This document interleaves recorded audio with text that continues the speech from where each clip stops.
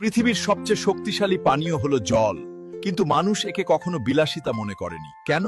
কারণ এটা বিনামূল্যে পাওয়া যায়। পৃথিবীর সবচেয়ে খাঁটি ভালোবাসা হলো বাবা মায়ের, কিন্তু আমরা তা উপেক্ষা করি।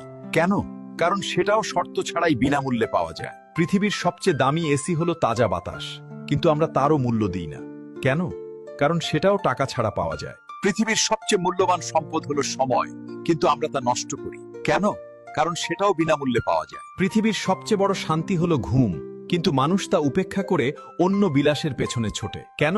কারণ তার জন্য টাকা লাগে না। পৃথিবীর সবচেয়ে সুন্দর উপহার হলো হাসি, কিন্তু মানুষ একে অপরকে দেখে হাসতেই ভুলে গেছে। কেন?